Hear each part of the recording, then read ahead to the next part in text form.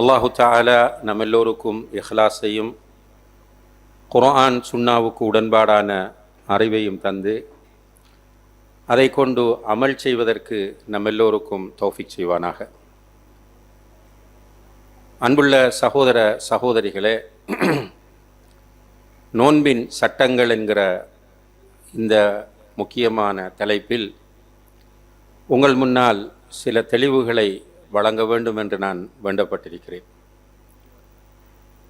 பொதுவாக ஒவ்வொரு ரமதான் வருகிற போதும் இவ்வாறான வகுப்புகள் நடைபெறுவது வழக்கமாக இருக்கிறது. நோக்கம் நினைவூட்டுவது. ஏனென்றால் அல் குர்ஆனிலே அல்லாஹ் சொல்லும்போது வதக்கிர் ஃபஇன்ன திக்ரா தன்ஃபஉல் முஃமினீன், நபியே நினைவூட்டுங்கள், நினைவூட்டுதல் விசுவாசிகளுக்கு பயன் தரும் என்று சொல்கிறார். மனிதனை பொறுத்தவரையில் மறக்கக்கூடியவன் என்பது அவனுடைய பெயர் சொல்லக்கூடிய அர்த்தமாக இருக்கிறது. நாஸ் என்று சொன்னால் நசிய என்கிற சொல்லிலிருந்து வந்தது. நாஸ் என்றால் மறக்கக்கூடியவன். எனவே நம்மிடத்தில் மறதி என்பது இயல்பான ஒரு தன்மையாகும். சென்ற ரமதானில் படித்த பல விஷயங்கள் இப்போது மறந்திருக்கும். எனவே நினைவூட்டுகிற போது அதை சரியாக செய்வதற்கு நமக்கு வாய்ப்பு கிடைக்கும் இன்ஷா அல்லாஹ். அந்த அடிப்படையில் நோன்பின் சட்டங்களை தெரிந்து கொள்கிற போது முதலாவதாக நாம் புரிந்து கொள்ள வேண்டிய விஷயம் என்னவென்றால், நம்முடைய எந்த ஒரு அமலை அல்லாஹு தஆலா ஏற்றுக்கொள்ள வேண்டுமாக இருந்தாலும் அந்த அமலில் 2 முக்கியமான நிபந்தனைகள் இருக்க வேண்டும். அந்த 2 நிபந்தனைகளும் இருந்தால் நம்முடைய அமலை அல்லாஹ் ஏற்றுக்கொள்வான். அந்த 2 நிபந்தனைகளும் இல்லாமல் போனால் நம்முடைய அமலை அல்லாஹ் கசக்கி நம்முடைய முகத்திலே வீசி விடுவான். ஒன்று இருந்தால் கூட அல்லாஹ் ஏற்றுக்கொள்ள மாட்டான். 2ம் இருக்க வேண்டும். அந்த 2ம் முதலாவதாக அல் இஹ்லாஸ். நாம் செய்யக்கூடிய எந்த ஒரு அமலையும் அல்லாஹுக்காக என்று செய்ய வேண்டும். மற்றவர்களுக்காக செய்தால் அந்த அமலுக்கு பேர் என்ன? ரியா.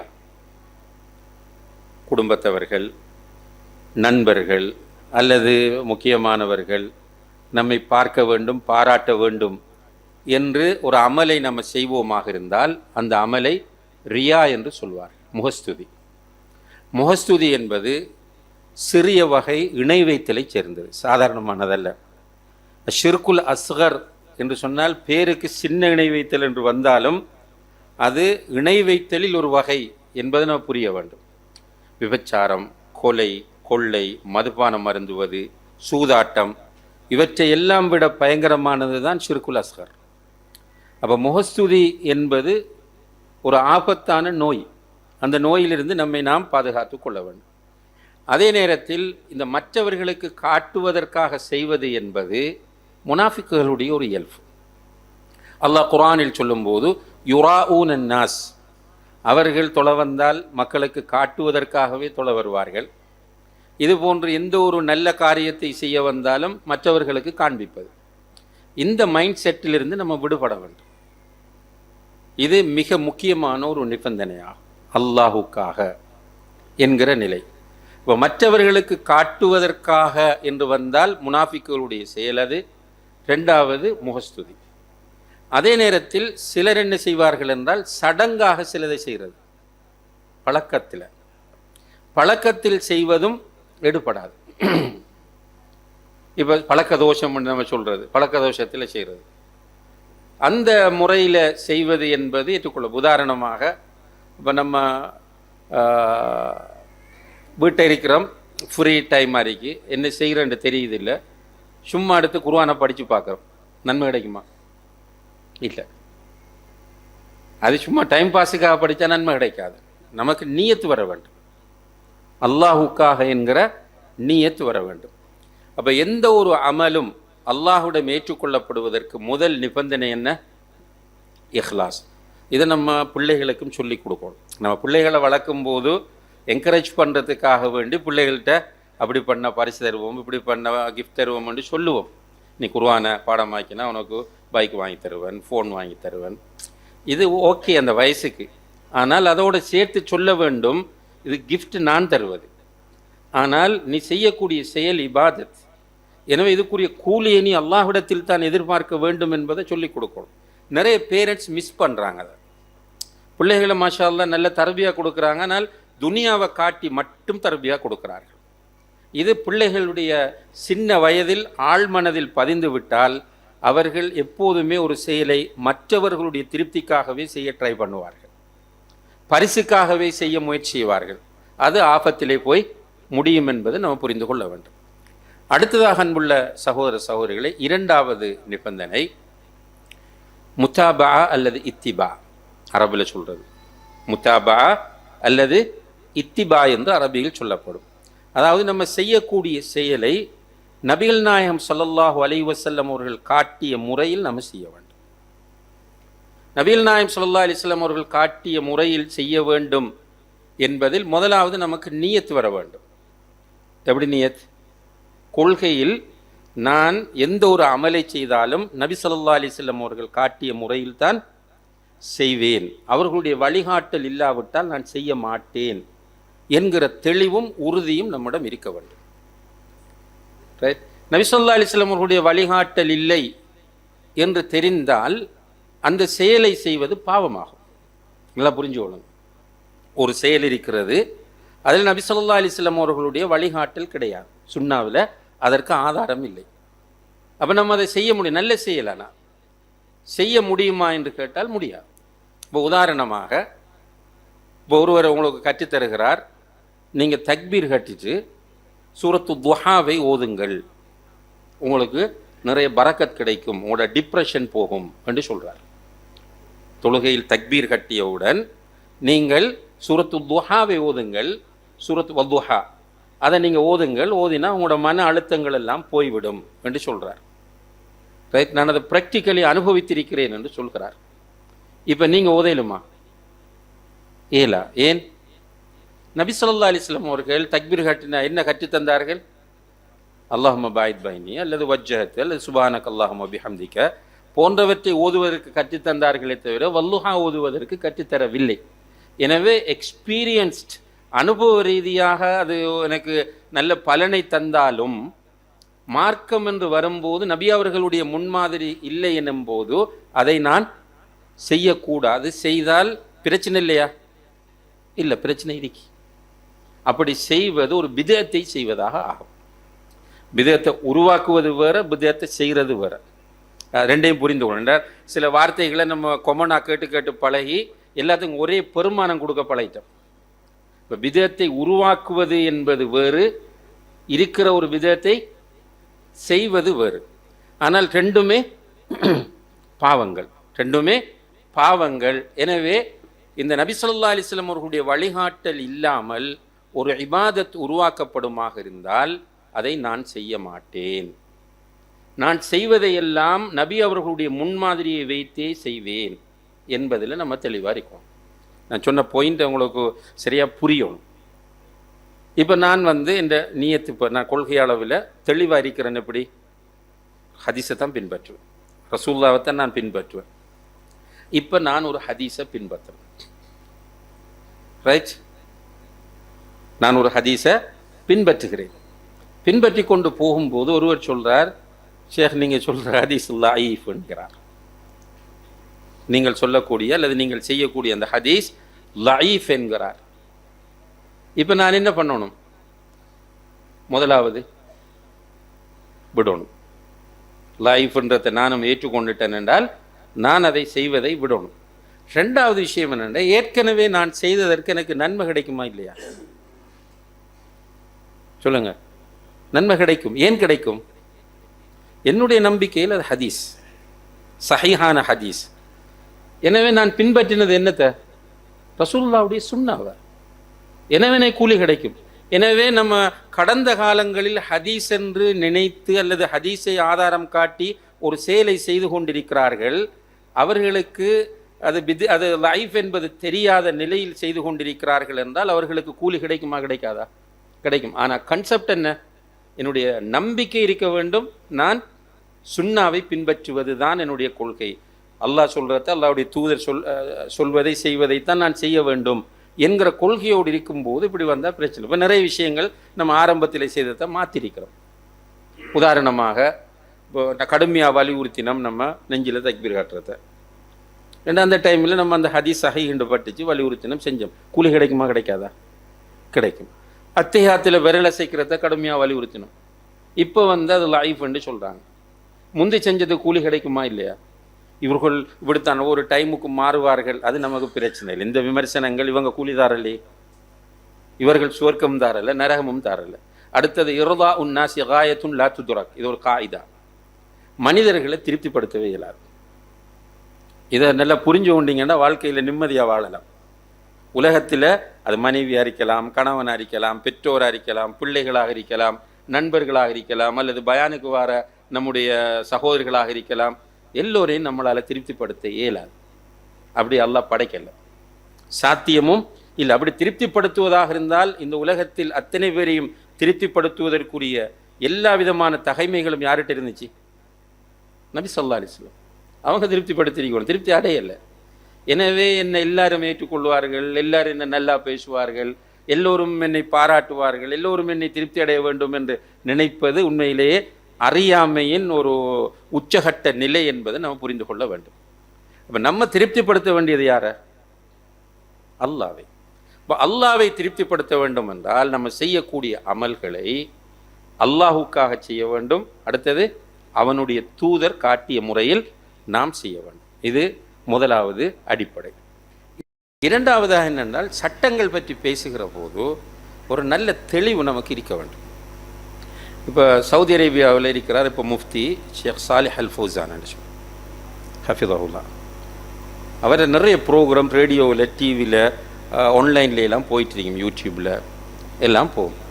அவர்கிட்ட என்ன கேள்வி கேட்டாலும் பொதுமக்கள் கேட்குற கேள்விக்கு அவர் yes, no, do, don't do இதான் சொல்லுவார். ஆதாரம் எல்லாம் சொல்லி இருக்க மாட்டார். விளங்க நான் சொல்கிறேன். இப்போ அவர் கேட்குறார், ஷேக் நான் பாங்கு சொன்னதுக்கு பிறகு சாப்பிட்டேன், பாங்கு சொன்னதுக்கு பிறகு எழும்பி சாப்பிட்டுட்டேன், என்னுடைய நோன்பு சேருமா? இல்லை உங்களோட நோன்பு சேராது, நீங்கள் கலாச்சியும். இவ்வளோதான் அவர் பத்துவா. சரி, இவர் சொல்கிறார், ஷேக் நான் ரமலானில் நியத்து வைக்க மறந்துட்டேன், என்னுடைய நோன்பு சேருமா? நோன்பு சேராது. இதான் அவர் பத்துவா வரைக்கும். இந்த குர்ஆன் வசனத்தில் இப்படி வருது, இந்த ஹதீஸில் இப்படி வருதுன்றெல்லாம் சொல்ல மாட்டார். ஏனென்று சொல்லுங்க. முக்கியமான விஷயம் நான் கேட்குறது, இதை புரிகிற அளவுக்கு கெப்பாசிட்டி உங்கள்கிட்ட இல்லை. நானும் குர்ஆனை சொல்கிறேன், ஹதீஸை சொல்கிறேன், அவரும் குர்ஆனை சொல்லுவார், ஹதீஸை சொல்லுவார். நீங்கள் என்ன முடிவு? உங்களுக்கு என்ன தெரியும்? இப்போ ஒரு டாக்டர் இருக்கிறார், ஒரு எம்பிபிஎஸ் டாக்டர். அவருக்கு ஒரு பிரச்சனை, ஒரு தலையிலையோ அல்லது நரம்புலையோ ஒரு பிரச்சனை. அவர் ஒரு நியூரோலஜிஸ்ட்டை பார்க்குறார், ஒரு எம்பிபிஎஸ் டாக்டர். நியூரோலஜிஸ்ட்டை பார்த்தோன்னே அவர் ரிப்போர்ட் ஒரு டேஞ்சரான ரிப்போர்ட்டாக இருக்கு அந்த நியூரோலஜிஸ்ட் கொடுத்தது. அவர் என்ன செய்கிறார், அதை வச்சுட்டு இன்னும் ஒரு நியூரோலஜிஸ்ட்கிட்ட போகிறார். போனோடனே அவர் ரிப்போர்ட்டையும் எடுக்கிறார். இப்போ ரெண்டையும் வச்சு கம்பேர் பண்ணி பார்க்க அவரால் முடியுமா முடியாதா? எம்பிபிஎஸ் டாக்டரால் முடியுமா முடியாதா? முடியும். ரைட். எனக்கு கேளுமா, எனக்கு ஹார்ட் பிரச்சனை, ஒரு கார்டியோலஜிஸ்ட் அக்கரபத்தில் உள்ள ஆள்கிட்ட காட்டுறார், ஒரு திரும்ப கல்முனையில் உள்ள கார்டியோலஜிஸ்ட்டை காட்டுறார். ரெண்டும் டிஃப்ரெண்டான ரிப்போர்ட். இப்போ என்ன பண்ண, மூணாவது ஆளை தேடுவேன். மூணாவது ஆள்கிட்ட போனால் அவர் இது ரெண்டையும் விட வித்தியாசமாக இருக்கு. அடுத்தது என்ன செய்வேன், நவலோக்காக போவேன். நான் அலைவன், முடிவுக்கு வர மாட்டேன். Confusion, stress. இப்போ இவருக்கு ஒரு கெப்பாசிட்டி, எம்பிபிஎஸ் டாக்டருக்கு ஒரு கெப்பாசிட்டி கம்பேர் பண்ணி முடிவெடுக்க முடியும். ஆனால் ஒரு பொதுமகனுக்கு அந்த கெப்பாசிட்டி இல்லை. அதுபோல தான் மார்க்க விஷயங்களில் உங்களுக்கு இந்த குர்ஆன் வசனம், இந்த ஹதீஸ், இந்த இது இது இது 1 2 3 4 5 லிஸ்ட் போட்டு உங்களால் ஒரு முடிவுக்கு வரையலாம். இன்னும் ஒருவர் அதை விட கொஞ்சம் இன்னொரு லொஜிக்கை மாற்றி போட்டாருண்டா, அது லைஃப்ன்ட்டு சொல்லிட்டாருண்டா, லைஃப் எதை வச்சு நீங்கள் லைஃப்ன்ட்டு நம்பினீங்க? இப்போ பிரதர் ஒரு ஆள்கிட்ட போய் கேள்வி கேட்குறார், அவர் இந்த ஹதீஸின் அடிப்படையில் என்று சொல்கிறார். இவர் திரும்ப அவர் இன்னும் ஒரு ஆள்கிட்ட கேட்குறார், அது லைஃப்ன்னு சொல்கிறார். இப்போ நீங்கள் இதை சஹீஹ்ன்னு நம்புவீங்களா, லைஃப்ன்னு நம்புவீங்களா? உங்களுக்கு முடிவெடுக்க இயலாது. நீங்கள் எப்படி ஒன்று என்ன நம்பணும், நீங்கள் என்ன நம்பினா சஹின்னு போவீங்க, அல்லது இவரை நம்பணும், இவரை நம்பினா லைஃப்ண்டு போவீங்க. இப்போ நீங்கள் இங்கே ரெண்டு பேரையும் ஒரே தராசில் வச்சுக்கி நீங்கள் என்ன ஒரு ஆள் சஹி ஒரு ஆள் லைஃப்ண்டு எப்போ முடிவு வராது? அப்போ இதில் ஒரு தெளிவு தேவை. சட்டங்களை படிக்கும்போது நமக்கு ஒரு தெளிவு இருக்க வேண்டும். என்ன தெளிவு? அது மார்க்க சட்டங்கள். இப்போ குர்ஆனில் ஹதீஸில் சொல்லப்பட்டது எல்லாம் சட்டங்கள் மட்டும் இல்லை. குர்ஆன் ஹதீஸில் நிறைய விஷயங்கள் சொல்லப்பட்டிருக்கு. குர்ஆன் ஹதீஸில் பெரும் பகுதி அகீதாவை பற்றி பேசுது. பெரிய பகுதி எதை பற்றி பேசுது? அகீதா. இன்னும் ஒரு பகுதி இருக்கு அஹ்லாக். குர்ஆன் ஹதீஸில் அஹ்லாக்கை பற்றி நிறைய சொல்லப்பட்டிருக்கு. இன்னும் ஒரு பகுதி இருக்கு வரலாறு. ஆதம் அலைஹிஸ்ஸலாத்தில் வரலாறு இருக்கு, நூஹ் அலைஹிஸ்ஸலாத்தில், இப்ராஹிம் அலைஹிஸ்ஸலாத்தில், இப்படி எவ்வளவு நபிமார்களுடைய பழைய சமூகங்களுடைய ஃபிரௌனுடைய இப்படி வரலாறுகள் இருக்கு. இதுவும் குர்ஆனில் ஹதீஸில் உள்ளதுதான். ரைட். அதுபோல குர்ஆனில் ஒரு பகுதியில் என்ன சொல்லப்பட்டிருக்கு? சட்டங்கள். சட்டங்களை பொறுத்தவரையில் குர்ஆனும் ஹதீஸும் சட்டங்களை இரண்டு விதமாக சொல்கின்றன. நான் சொல்றத கவனமாக கிரகிச்சு கொள்ள ட்ரை பண்ணுங்க. குர்ஆனும் ஹதீஸும் சட்டங்களை சொல்லுகிற போது இரண்டு விதமாக சொல்லுகின்றன. எப்படி ரெண்டு விதம்? ஒன்று நம்மட பாஷையில் சொல்றதா இருந்தால் வெட்டொண்டு துண்டு ரெண்டா சொல்லும், ஸ்ட்ரைட் ஃபார்வர்ட். தெளிவா படிச்சு யாருக்கு படிச்சாலும் விளங்கும். தொழுங்கள், இதுக்கு வேறு அர்த்தம் எல்லாம் சொல்லிக்கிறீங்களா? ஜக்காத்து கொடுங்கள், நோன்பு பிடியுங்கள், ஹஜ்ஜி செய்யுங்கள், இதெல்லாம் விளங்குது எல்லாருக்கும். ரைட். சில விஷயங்கள் வேறு சில சட்டங்கள், உதாரணமாக இப்போ கணவன் மௌத்தாகிறார், கணவனுடைய சொத்திலிருந்து மனைவிக்கு என்ன பங்கு? கணவனுடைய சொத்திலிருந்து மனைவிக்கு என்ன பங்கு? இப்போ குர்ஆன் எடுத்து பார்த்தீங்கன்னு சொன்னால் மௌத்தான கணவனுக்கு பிள்ளைகள் இல்லாவிட்டால், மௌத்தான கணவனுக்கு பிள்ளைகள் இல்லாவிட்டால் மனைவிக்கு எவ்வளோ கிடைக்கும்? 4/1 கிடைக்கும். இப்போ உதாரணமாக ஒரு 4 கோடி ரூபாய் சொத்தை விட்டுட்டு போனாருண்டா ஒய்ஃபுக்கு எவ்வளோ கிடைக்கும்? 1 கோடி கிடைக்கும். ரைட்.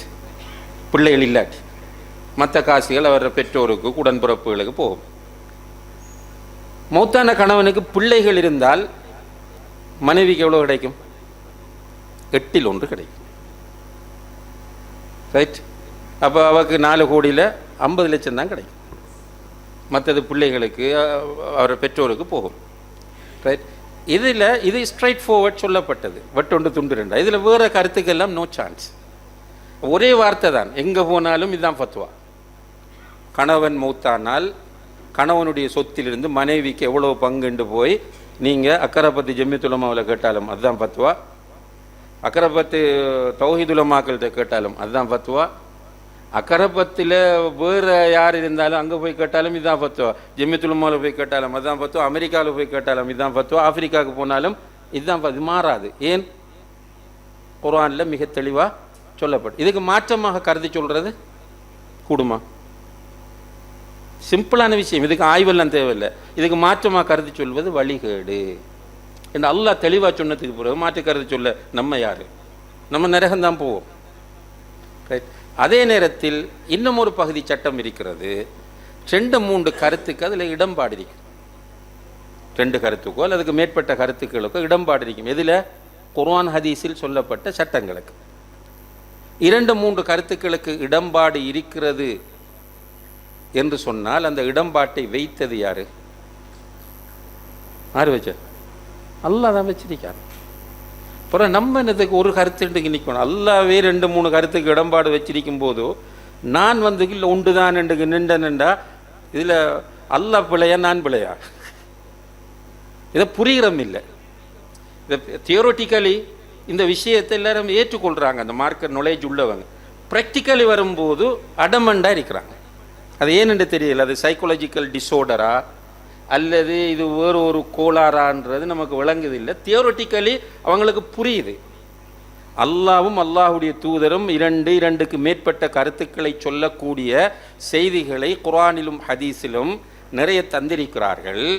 அதில் நம்ம ஒரு கருத்தை பிடித்து தொங்கிக் கொண்டு என்னுடைய கருத்து மட்டும்தான் என்று நின்று கொண்டு மற்ற கருத்துக்கள் எல்லோவற்றையும் வழிகெடுத்து அந்த கருத்தெல்லாம் எங்கட பள்ளிக்குள்ளே கொண்டு வந்துடப்படாது, எங்கட இடத்தை கொண்டு வந்துடப்படாது, எங்கட மேடைக்கு அதெல்லாம் வரக்கூடாது என்று பேசுவது பிழன்றது அவங்களுக்கு ஏன் புரியலைன்றது புரியுதில்லை. அல்லாஹு ஆலம். அப்போ ஃபிக்கு அந்த நோன்பினுடைய சட்டங்களை படிக்கும்போது இப்போ நான் உங்களுக்கு படிப்பிக்க போகிறேன்னுண்டா, அப்போ முதல்ல நாம் என்ன பண்ணோம்னா ஒரு கருத்தை மட்டும் சொல்லிட்டு வந்தோம் உங்களோட லேசிக்காக. ஆனால் பொதுமக்கள் என்ன புரிய ஆரம்பிச்சிட்டாங்கண்டா இது மட்டும்தான் என்று புரிஞ்சிட்டாங்க. புரிஞ்சதால பொதுமக்களுக்குள்ள குழப்பம்.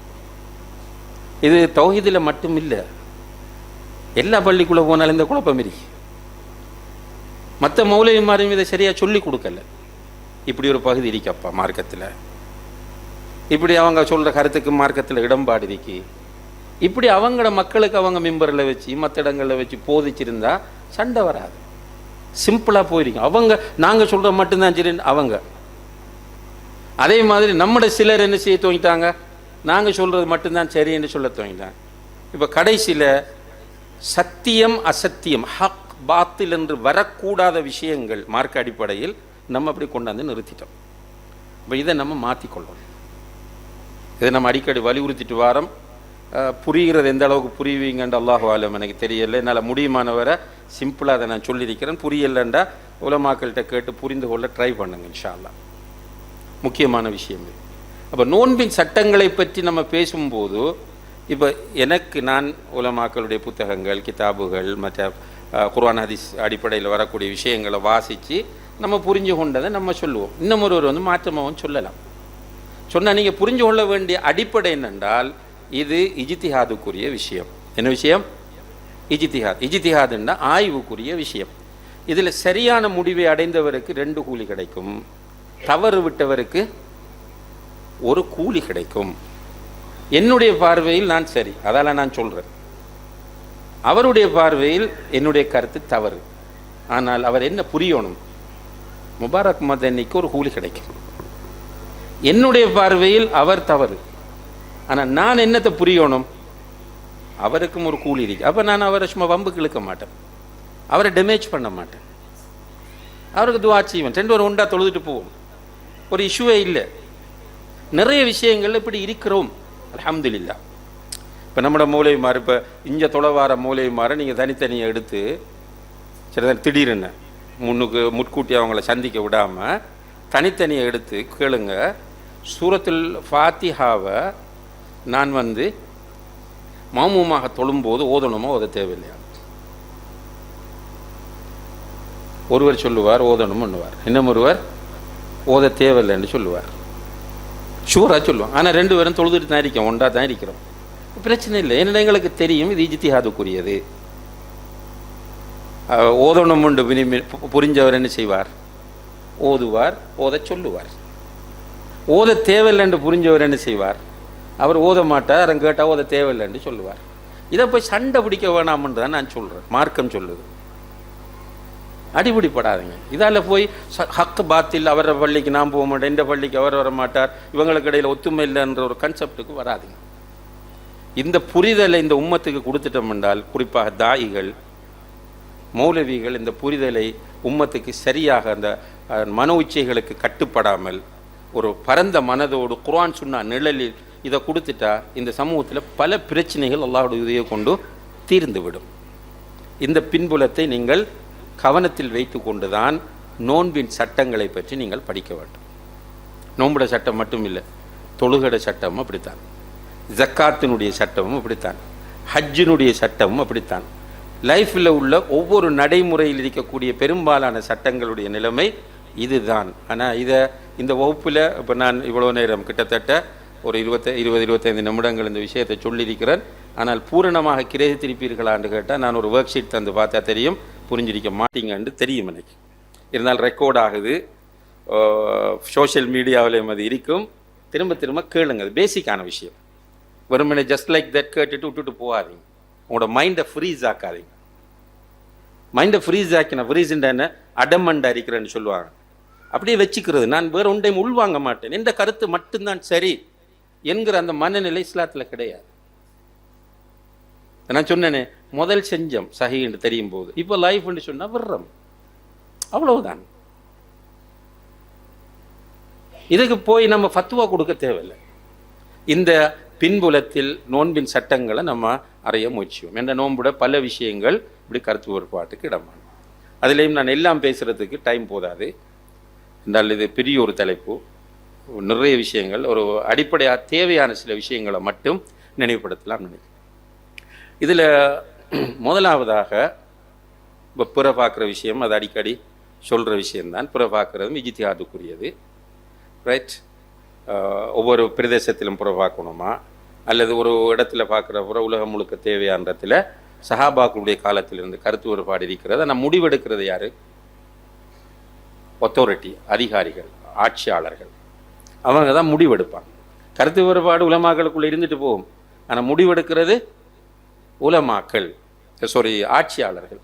அந்த வகையில் இப்போ சிம்பிளாக நீங்கள் இப்போ நமக்கு லேசிக்காக புரிகிற லேசிக்காக சவுதி அரேபியாவில் அரஃபாவில் பெரிய ஒரு இபாதத் அது. அரஃபா ஹஜ்ஜுண்டா அரஃபா தான். அரஃபாவில் ஹாஜிகள் எப்போ நிற்பாங்க? சவுதி அரசாங்கம் பிற 9 எப்போ தீர்மானிக்குதோ அப்போ தான் நிற்பாங்களே தவிர சில நேரங்களில் பார்த்த விஷயத்தில் முரண்பாடு இருக்கும். ஒருவர் இன்டர்நேஷ்னல் கருத்து உள்ளவராக இருப்பார், ஒரு லோக்கலாக இருப்பார். சவுதி அரசாங்கம் தீர்மானித்தது லோக்கல் புறையாக இருக்கும். அப்போ இன்டர்நேஷ்னல் காராளுக்கு 9 எத்தனை? 10. ஆனால் அங்கே போய் 10க்கு ஒத்தனை அரஃபாவில் நிற்கிறல்ல. இந்த உதாரணத்தை நீங்கள் கிரகிச்சு கொண்டீங்கன்னா மற்ற ஆய்வுகள், கிரீன்விச் கோடு, அந்த கோடு, இந்த கோடு, பூமி சுழற்சி, தலைக்கு மேலே அமெரிக்கா, காலைக்கு கீழே சைனா, இதெல்லாம் இப்போ பேசி தடுமாற தேவையில்லை. ஜஸ்ட் நமக்கு வெளிப்படையாக தெரியக்கூடிய ஒரு விஷயம் என்னென்றால், அரஃபா மைதானத்தில் ஹாஜிகள் ஒன்று சேருகிற நாள் எப்போ? நானும் தான் நீங்களும் தான் ஹஜ்ஜிக்கு போனால் சவுதி அரசாங்கம் எப்போ போகிற 9 டிக்ளேர் பண்ணதோ அண்டை அங்கே இன்டர்நேஷனலும் இல்லை, லோக்கலும் இல்லை, கல்குலேஷனும் இல்லை, எல்லாரும் கட்டுப்பட்டு போகிறோம். அப்போ அங்கே கட்டுப்பட்டுட்டு போகிறோம்னா எல்லா இடத்தையும் கட்டுப்பட்டால் பிரச்சனை முடியுது. அதில் மட்டும் என்னது பிடிச்சி தொங்கணும். எல்லாமே 1 அல்லது 2 நிலையில் உள்ளது தானே. 2 கூலி அல்லது 1. இப்போ உண்மையிலேயே இந்த நாட்டில் எல்லாருமே இன்டர்நேஷ்னல்ன்ற நிலையில் இருந்தாங்கன்னா நம்ம என்ன செய்யணும்? நான் எப்படி பேசுவேன்டா எல்லாரும் இன்டர்நேஷ்னலுக்கு போங்கன்னு தான் பேசுவேன். என்றால் எல்லாரும் ஒன்று சேர்ந்து பெருநாள் கொண்டாடுறதான் பெருநாள் உள்ள மகிழ்ச்சி. மாதவிடாய் உள்ள பெண்களும் வாங்கன்னு சொல்கிறாங்கண்டா பெருநாளில் நோக்கம் எல்லாரும் ஒன்றாக எதிராகிறது. அப்போ நமக்கு 2க்கு இடம்பாடு இருக்கும்போது ஒன்றை மட்டும் வலியுறுத்தி மற்றத்தை வழிகெடுக்கக்கூடாது என்ற விஷயந்தான் நான் ஆரம்பத்தில் சொன்ன இந்த இஜ்திஹாத் கன்செப்ட். இதை தியோரிட்டிக்கலாக கொள்கை அளவில் எல்லோரும் ஏற்றுக்கொண்டிருக்கிறார்கள். ப்ராக்டிக்கலாக வரும்போது போட்டு குழப்புறாங்க. அல்லாஹு தஆலா நமக்கும் அவர்களுக்கும் ஹிதாயத்தை தர வேண்டும், உள்ளங்களை அல்லாஹ் விரிவாக்க வேண்டும். 2வது விஷயம், அன்புள்ள சகோதர சகோதரிகளின் நீயத்தை பொறுத்தவரையில் எந்த ஒரு அமலுக்கும் நீயத் ஷர்த்தாகும். எந்த ஒரு அமலா, நீங்கள் ஒரு 10 ரூபா காசு கொடுக்க போகிறீங்க ஒரு ஆளுக்கு சதக்காவா, நீயத் இருந்தால் தான் கபூல். அதான் இஹ்லாஸ் என்று சொன்னாங்க ஃபஸ்ட்டு. அப்போ அல்லாஹ்வுக்காக இதை கொடுக்குறேன்னு நீயத் வைக்கும், அல்லாஹ்வுக்காக இதை செய்கிறேன்னு நீயத் வைக்கும், அல்லாஹ்வுக்காக இது ஸ்டார்ட் பண்ணுறேன்னு நீயத் வைக்கும். அந்த வகையில் நோன்புக்கும் நீயத் ஷர்த்தாகும். அதில் மாற்று கருத்து இல்லை, எல்லாருமே ஏகோபித்தது. ஆனால் ரமலான் நோன்புக்கு முதல் நியத்து வைக்க வேண்டுமா? ஒரு ஃபஸ்ட் முதல் தலைநோம்பண்டைக்கு நியத்து வச்சா போதுமா அல்லது ஒவ்வொரு நாளும் நியத்து வைக்க வேண்டுமா என்று கேட்டால் கருத்து வேறுபாடு இருக்கிறது. கருத்து வேறுபாடு எப்படி? கருத்து வேறுபாடு, சிலர் சொல்கிறாங்க முதல் நாள் நான் 30 நோம்பையும் பிடிப்பேன் என்று நியத்து வச்சுட்டா போதும், ஒவ்வொரு நாளும் இனி ரிஃப்ரெஷ் பண்ண வேண்டிய அவசியம் இல்லைன்னு சொல்கிறாங்க. இன்னும் சில அறிஞர்கள் ஒவ்வொரு நைட்டும் நீ ரிஃப்ரெஷ் பண்ணணும், ரைட். இது பெரிய நீண்ட கருத்து வேறுபாடான விஷயம். இதில் சரியான கருத்து என்ன? வல்லாஹு ஆலம், முதல் நாள் நியத்து வச்சா போதும், ஆனால் ஒவ்வொரு நாளும் அந்த நியத்தை புதுப்பிச்சு கொள்வது சிறந்தது. இப்போ உதாரணமாக இன்றைக்கு நம்ம நியத்து, இன்றைக்கு ஷவ்வால் என்று வச்சுக்குவோம், இந்த ரமலான் ஃபர்ஸ்ட் என்று வச்சுக்கொள்வோம். இன்றைக்கு நம்ம நியத்து வைக்கிறோம் என்ன? இன்ஷா அல்லாஹ் 30 நோம்பும் யா அல்லாஹ் நான் உனக்காக பிடிப்பேன் என்று நியத்து வச்சுக்கொள்ளும். இப்போ நமக்கு செகண்ட் டே மறந்துட்டு நோம்பு சேருமா இல்லையா? சேரும், இதுதான் சரி. ஆனால் செகண்ட் டே மறக்க வாய்ப்பு இல்லை. ஏனென்றால் எப்படி சஹர் அப்படி இப்படின்னு படுக்கும்போதே அந்த மைண்ட் செட்டோட படுப்போம் ப்ரொசீஜர். ஆனால் சட்ட ரீதியாக நீங்கள் தெரிந்து கொள்ளும் போது முதல் நாள் நியத்து வைத்தால் போதுமானது, மற்ற நாட்கள் கட்டாயம் நியத்து வைக்க வேண்டும் என்ற அவசியம் இல்லைன்றதை புரியும். அடுத்தது சஹருடைய விஷயம். சஹர் செய்வது வலியுறுத்தப்பட்ட ஒரு சுன்னா. தஸஹரு ஃபஇன்ன ஃபி ஸஹூரி பரக்கா. சஹர் செய்யுங்கள், சஹரை செய்வதில் அல்லாஹ் உங்களுக்கு பரக்கத்தை வைத்திருக்கிறான். சஹர் செய்வதில் அல்லாஹ் உங்களுக்கு பரக்கத் வைத்திருக்கிறான் என்று நபி ஸல்லல்லாஹு அலைஹி வஸல்லம் சொல்கிறார். சஹர் செய்கிறது பரக்கா. அப்போ சஹர் செய்கிறது சுன்னா முஅக்கதா, சஹர் செய்கிறது பரக்கா. இந்த சஹர் எப்போ செய்யணும் என்று கேட்டால், இந்த ஃபஜ்ருக்கு நெருக்கமான நேரத்தில் சஹர் செய்வது சிறந்தது. அதான் சொன்னார்.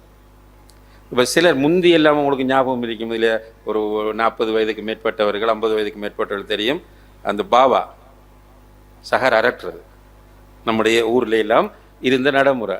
அவர் 1 மணிலேருந்து 12 மணிலேருந்து அடிக்க ஆரம்பிச்சிடுவார். ஜிஞ்சிம்பாவான்ற எங்களோட ஊரில் அவர் பாட்டு படித்து அடித்து வேகமாக போவார். அப்போ அந்நேரம் 1 மணிக்கு கிளம்பி சஹர் செஞ்சுட்டு படுத்தாங்கன்னா சுபகம் இல்லை. சஹர் என்பது சுன்னா, சுபஹ் என்பது அடிப்படை கடமை. அப்போ சஹர் என்ற சுண்ணாவை ஏழியா செய்கிறதால சுபகம் மிஸ் ஆகுது. இப்போவும் சிலர் என்ன செய்கிறாங்கன்னா, இந்த சோஷியல் மீடியாக்களுக்கு அடிமையானவர்கள் சோஷியல் மீடியாக்களில் நீண்ட நேரம் இருந்து விட்டு ஒரு 3 மணி 3:30க்கு சஹர் செஞ்சுட்டு தூங்குறாங்க. சுபகுடைய நேரம் 5 மணி ஆகும். சஹர் அப்படி செஞ்சால் கூடுமாண்டா கூடும், அது பிரச்சனை இல்லை. ஆனால் சுண்ணாவுக்கு மாற்றம் செய்யும் போது அங்கே ஒரு பிரச்சனைக்குள்ளே நம்ம விழக்கூடிய ஒரு சூழ்நிலை உருவாகும். அப்போ சஹரை நேரத்தோடு செய்வோம், அதுவும் ஒரு பெரிய இஷ்யூ இல்லை. இப்போ அடுத்த நம்மகிட்ட வர கேள்வி என்னென்றால், சஹர் செஞ்சு கொண்டிருக்கும் போது பாங்கு சொல்லுது, சஹர் செய்து கொண்டிருக்கும் போது பாங்கு சொல்லுது. இப்போ என்ன பண்ணுறது?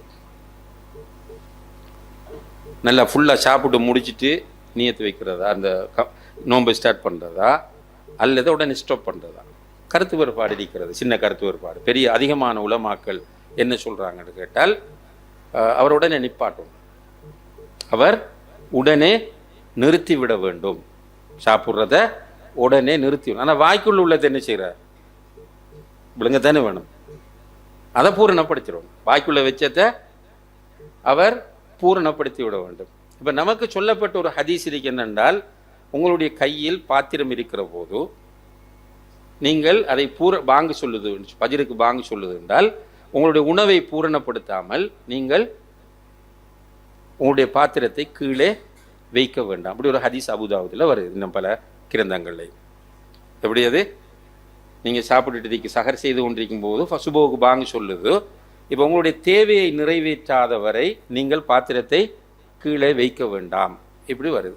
இப்போ இந்த ஹதீஸை நம்ம ஆரம்பத்தில் சொன்னோம், சொல்லிட்டு சாப்பிடலாம்ன்ற ஒரு கருத்தும் முன்வைக்கப்பட்டது. இது மக்கள் எப்படி புரிகிறாங்க?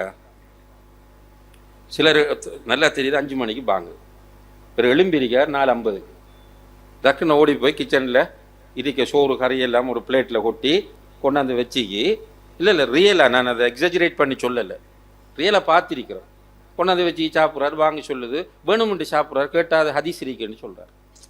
பாருங்கள் எவ்வளோ ஒரு ஆபத்தான நிலை. ரைட். இந்த ஹதீஸை பற்றி பேசக்கூடிய உலமாக்கள் ஒன்று என்ன சொல்கிறாங்க என்றால், முதலாவது இதனுடைய கருத்து அதுவல்ல. நான் ஏற்கனவே சொன்ன மாதிரி, இப்போ வாய்க்குள்ளே வச்சுட்டேன், நம்ம டைமை பார்க்கல, வாய்க்குள்ளே வச்சுட்டோம், வாங்க சொல்லுது, இப்போ என்ன செய்யணும்?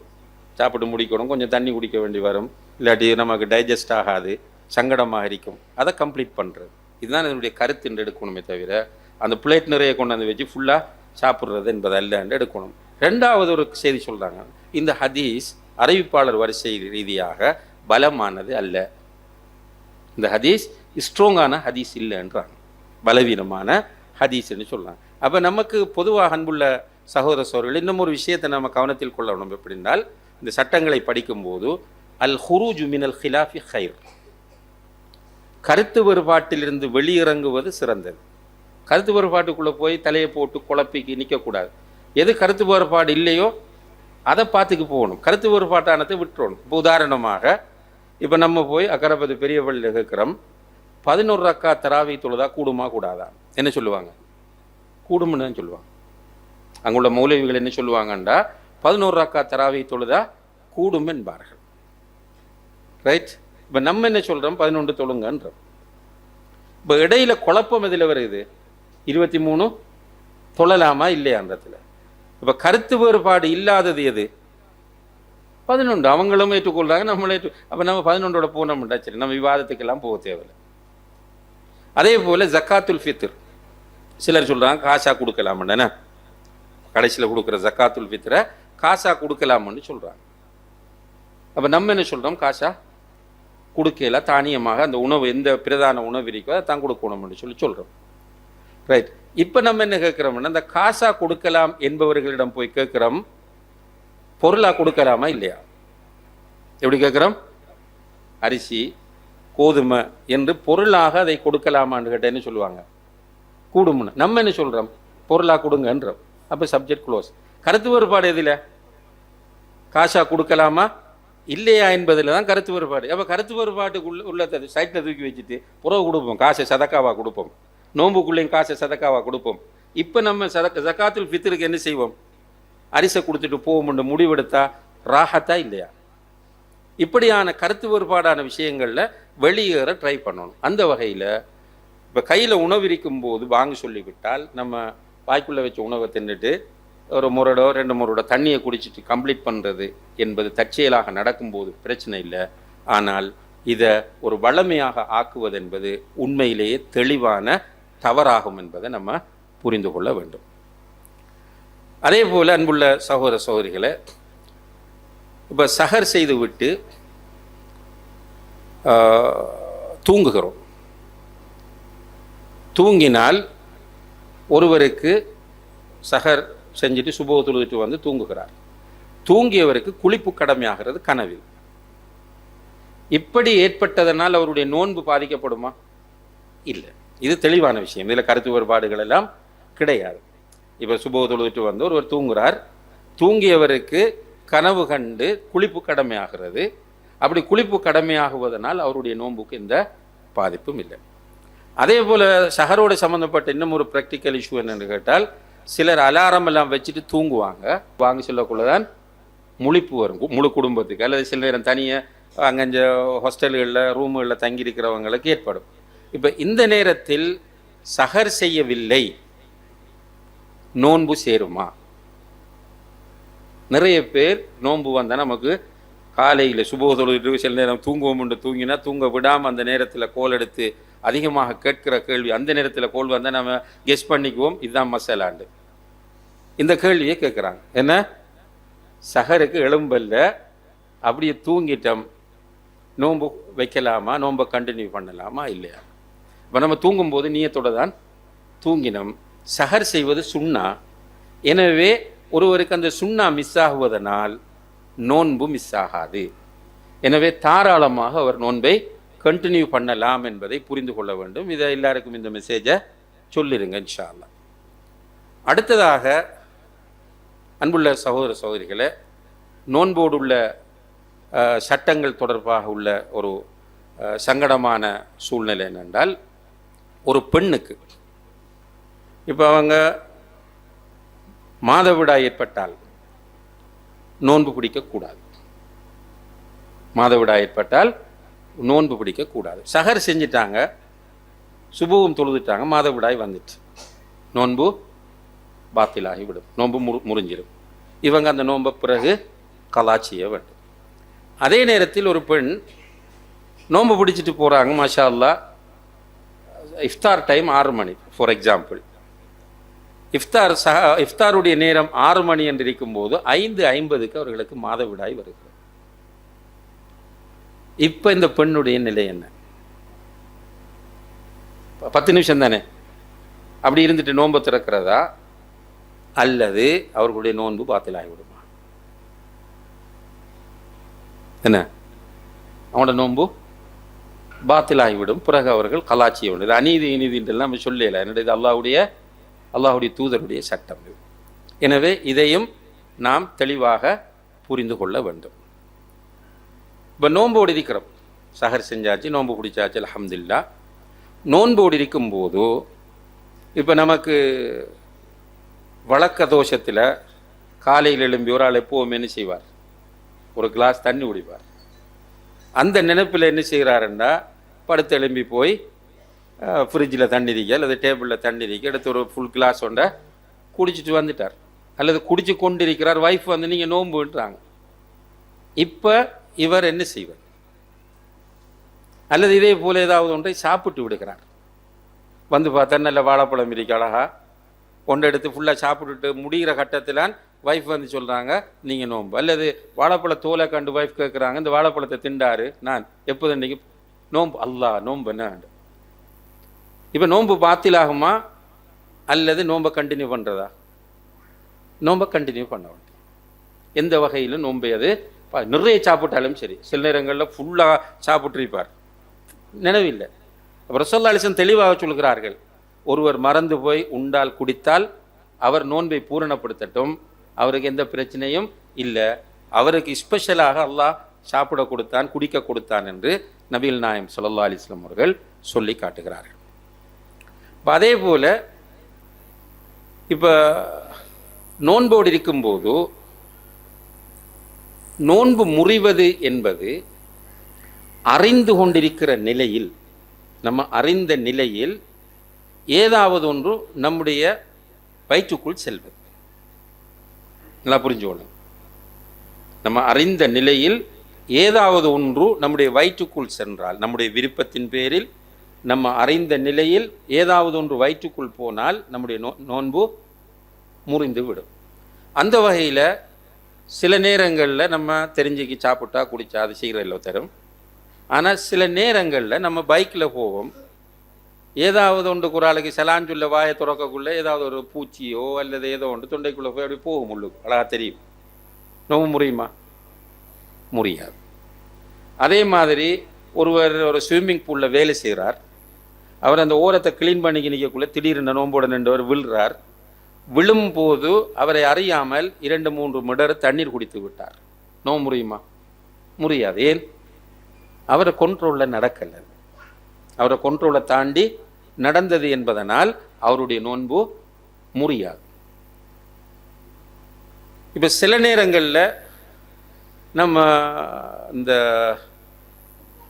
சில ட்ராப்ஸ் விடுவோம் மூக்குக்கு, உதாரணமாக நசல் ட்ராப்ஸ் விடும்போது அப்படியே தண்ணி தொண்டைக்குள்ளே அந்த லிக்விட் போகும், நமக்கு விளங்கும் இடத்துல புளிச்சிட்டு கசக்கிட்டு ஒரு வகையாக போகும். அப்படி போனால் நம்மளோட வயிற்றுக்குள்ளது போகுது. இப்போ என்ன செய்யும்? நோன்பு முறியும்.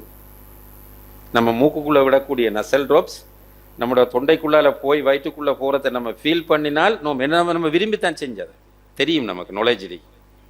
அதே போல் சில நேரங்களில் இயர் ட்ராப்ஸும் அப்படி செய்யும். சில நேரங்கள் ஐக்கு விடக்கூடிய ட்ராப்ஸும் சில நேரங்களில் செய்யும். அப்போ நம்ம டாக்டர்ஸ்கிட்ட கேட்கணும், நோன்போடு அப்படி செய்ய போகிறோம் என்றால் கண்ணுக்குள்ளே போடுறது வாய்க்குள்ளே போகுமான்னு கேட்கணும். கனெக்ஷன் இருக்கு, நம்மளோட காது தொண்டை கண் தொண்டைக்கெல்லாம் கனெக்ஷன் இருக்கிறதால சில நேரங்களில் அதை ஃபீல் பண்ணுவோம். எனவே அதை டாக்டர்கிட்ட கேட்டு டாக்டர் நமக்கு உத்தரவாதப்படுத்துகிறார் போகாதுண்டு, அப்படி நம்ம பண்ணலாம். ஆனால் நம்மளாக பண்ணி போனால் அது நம்முடைய நோன்பை முறிக்கும். இப்போ நான் சொல்ல வர பாயிண்ட் என்னென்றால், சில விஷயங்கள் நம்முடைய நாக்கில் டேஸ்ட்டை உண்டாக்கும். இதுதான் அந்த ப்ராக்டிக்கலி, மற்றது தெரிஞ்சது தான். சில டேஸ்ட் வந்து நம்மளோட நாக்கில் உருவாகும். இப்போ உதாரணமாக கையை நக்கினோம்னா புளிக்கும் சில நேரம், ரைட்? அது மாதிரி டூத் பேஸ்ட்டை வச்சோம்னா அந்த டேஸ்ட் நாக்குக்கு வரும். இதனால் நோன்பு முடியுமா? இல்லை, நோன்பு முடியாது. நாக்கில் டேஸ்ட் வாரத்தினாலும் நோன்பு முறிவது என்பது உள்ளே போவதால் தான் நோன்பு முடியும். இப்போ அந்த வகையில் இப்போ நம்ம கையை நக்கினா நோன்பு முடியுமாண்டா இல்லைன்னுவோம். அல்லது ஒரு பேப்பர் எடுத்து நாக்கில் வச்சு பார்க்குறோம், நோம்பு முறியுமாண்டா இல்லைன்னுவோம். உப்பு பார்க்கலுமான்னு கேட்டால் உடனே நோம்பு முறியுமான்னு சொல்லுவோம். அதுக்கு வேற வஹாபின்னு பேர் வச்சுருவாங்க. அப்படி சொன்னா இதுக்கு நோம்பு முடியாது. பேப்பரை வச்சு பார்த்தா, கைலஞ்சி வச்சு பார்த்தா நோம்பு முடியாது. உப்பை வச்சு பார்த்தா அப்போ என்ன லாஜிக் அது? அதுக்கு முடியாதுன்றா இதுக்கும் முறியக்கூடாது, ஆனால் விழுங்கக்கூடாது. உப்பை விழுங்கினா நோம்பு முறியும். நாக்கில் வச்சா டேஸ்ட் விளங்கும், ஆனால் விழுங்காமல் துப்பலாம், எலுமையிலதான்.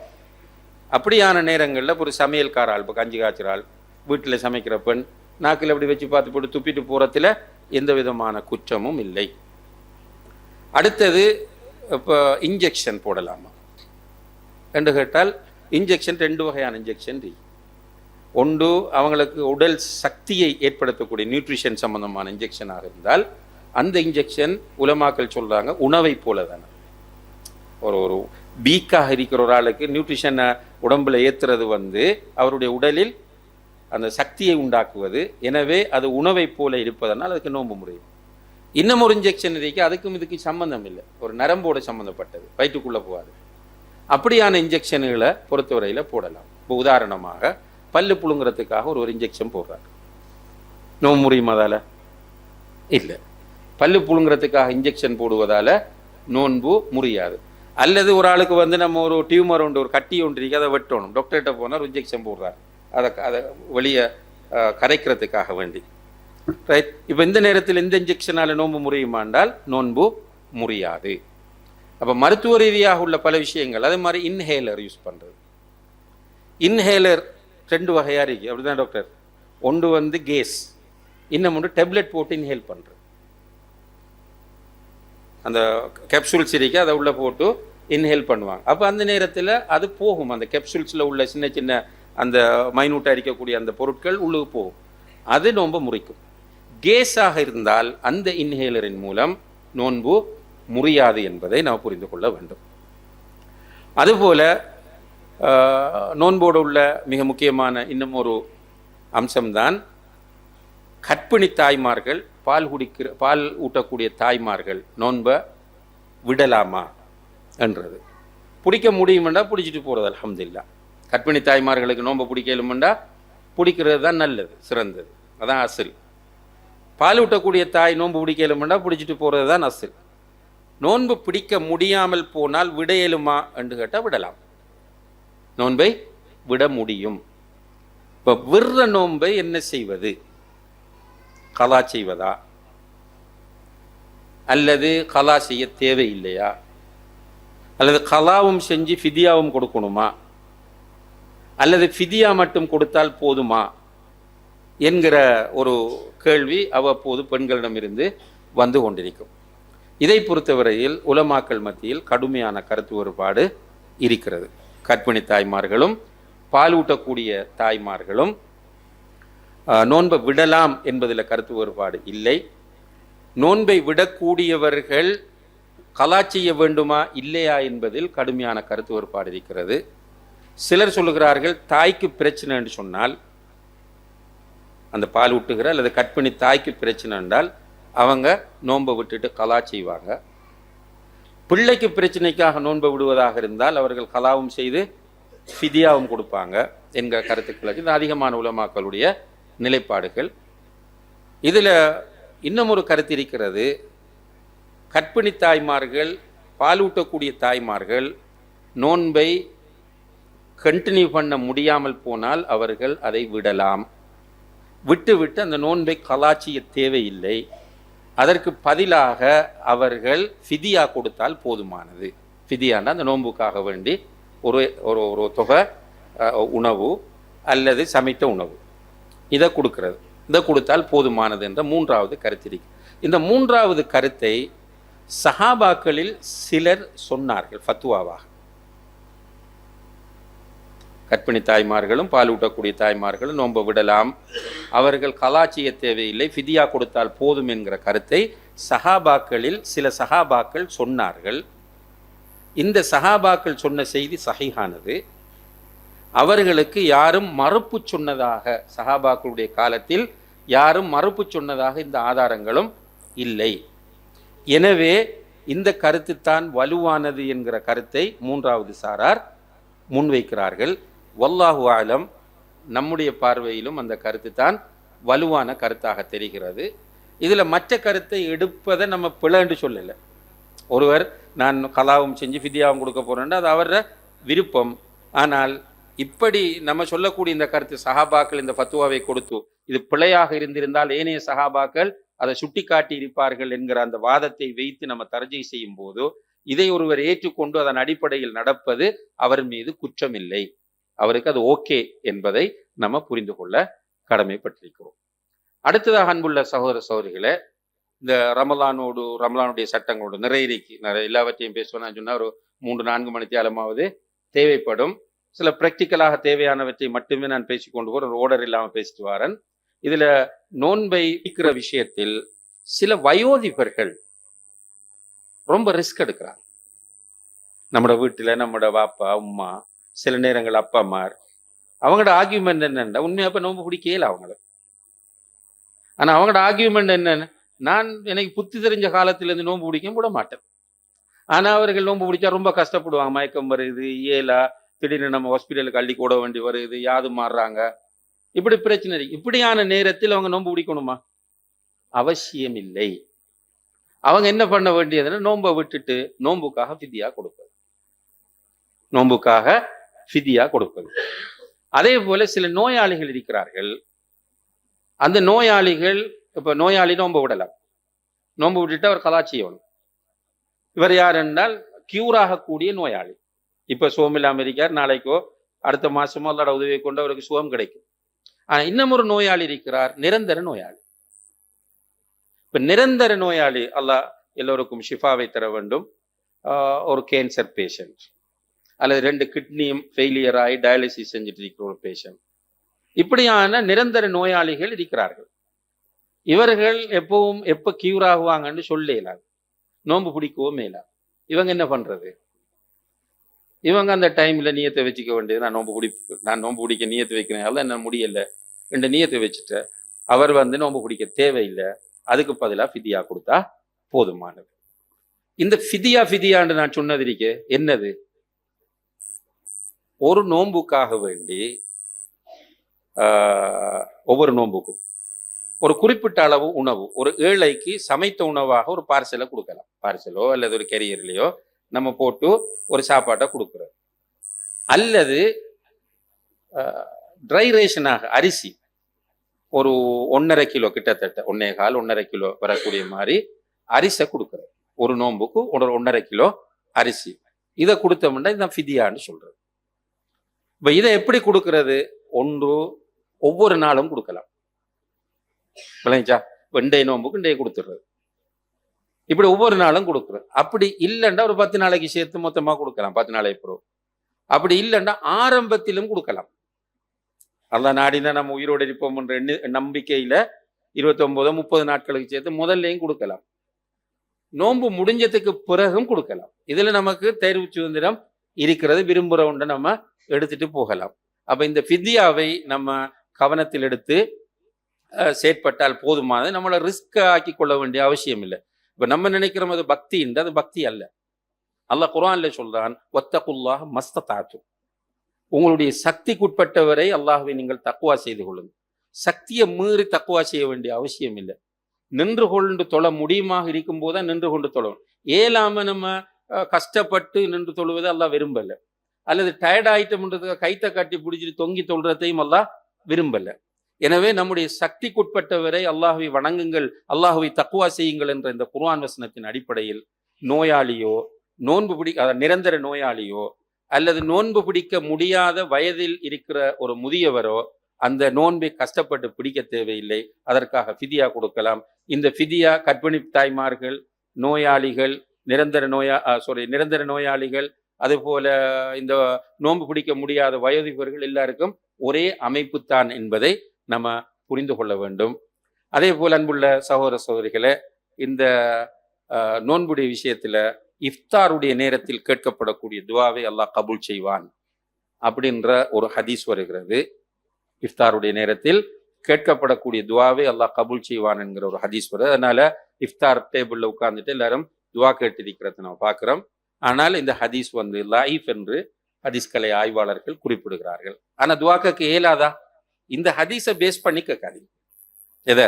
இஃப்தார் நேரத்தில் கேட்கப்படும் துவா கபூலாகும் என்ற ஹதீஸை பேஸ் பண்ணி கேட்காதீங்க, என்றது லைஃப்.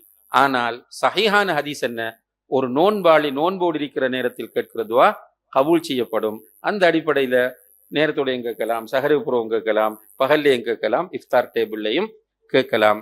எனவே எல்லாம் வல்ல அல்லாஹ் ஜல்ல ஷானஹு தஆலா இந்த வரக்கூடிய ரமலானை சிறந்த முறையில் அல்லாஹ் பொருந்தி கொள்ளக்கூடிய விதமாக கழிப்பதற்கு நம்ம எல்லோருக்கும் தௌஃபீக் செய்ய வேண்டும். அதிலும் குறிப்பாக அன்புள்ள சகோதர சகோதரிகளே, நம்ம வாழக்கூடிய இந்த காலம் ஃபித்னா நிறைந்த காலமாகும். உள்ளங்கள் கரை படிந்திருக்கிற காலமாகும். இபாதத்துகளை பற்றி பெரிய அக்கறை இல்லை. சில நேரங்களில் மார்க்கத்தோடு வாழ்வது என்பது ஒரு பெரிய சிரமமான ஒரு காலத்திலே நம்ம வாழ்ந்து கொண்டிருக்கிறோம். உள்ளங்கள் துருப்பிடித்திருப்பதை உணரக்கூடிய ஒரு காலத்திலே வாழ்ந்து கொண்டிருக்கிறோம். இந்த காலத்தில் ஏனைய காலங்களை விட வரக்கூடிய ரமலான் முக்கியத்துவம் பெறுகிறது. எனவே ஒரு நல்ல நியத்து வைப்போம். என்னுடைய உள்ளத்தில் உள்ள கரைகள் போக வேண்டும். தக்குவா அதிகரிக்க வேண்டும், அல்லாஹோடு நான் நெருங்க வேண்டும், என்னுடைய பாவங்கள் மன்னிக்கப்பட வேண்டும், இந்த மாதத்தில் அல்லாஹுடைய திருப்பொருத்தத்தை நான் பெற்றுக்கொள்ள வேண்டும், அதற்கு அல்லாஹ் எனக்கு உதவி செய்ய வேண்டும் என்று இப்போதிருந்தே நாம் இந்த ரமலானை அடைந்து கொள்வதற்கும் ரமலானில் அமல் செய்வதற்கும் முயற்சி செய்ய வேண்டும். அல்லாஹு தாலா அதற்கு நம் எல்லோருக்கும் தௌஃபீக் செய்வானாக. வஆஹிரு தஅவானா அனில் ஹம்துலில்லாஹி ரப்பில் ஆலமீன். வஸ்ஸலாமு அலைக்கும் வரஹ்மத்துல்லாஹி வபரகாத்துஹு.